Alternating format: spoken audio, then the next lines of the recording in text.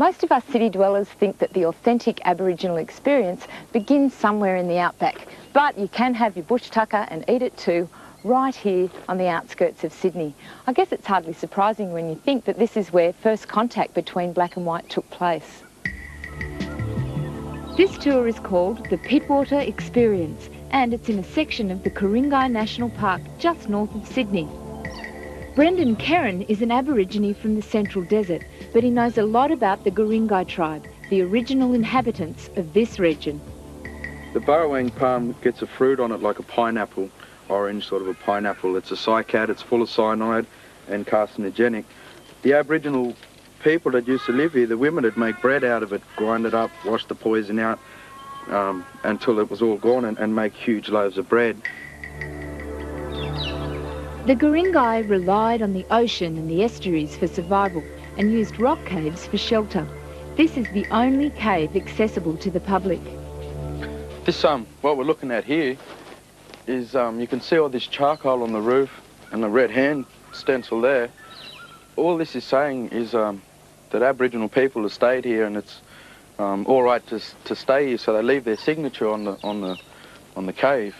Because it's a long way to the water from their main home, they'd go down to the water and hunt and gather, get their fish and stuff like that, and then stay here overnight, and early in the morning take off and go back to their main camp.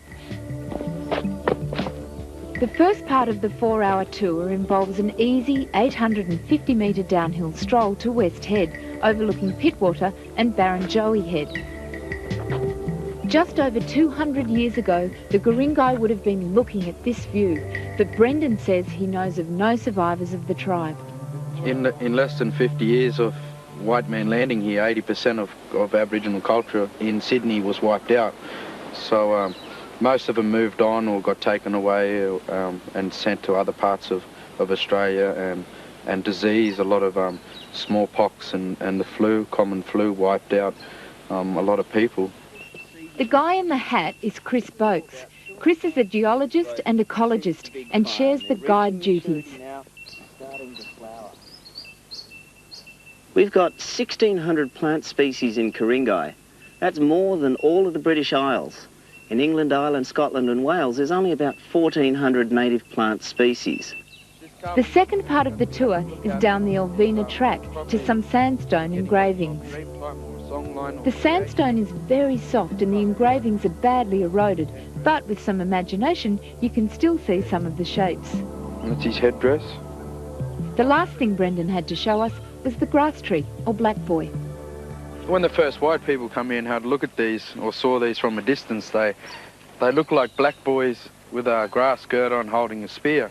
And if you look around you can see them all, they look like spears.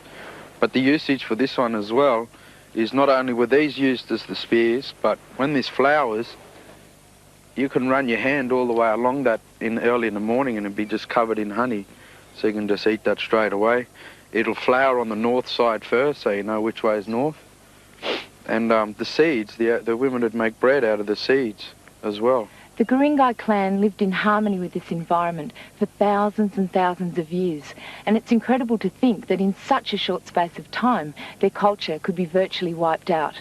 Hopefully, though, Brendan's tour will keep their memory alive for at least another generation.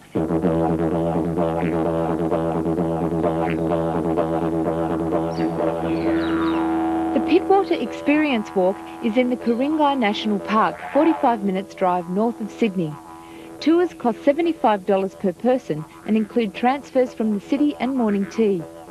Walks leave Monday, Wednesday and Friday during summer, and Mondays and Fridays the rest of the year.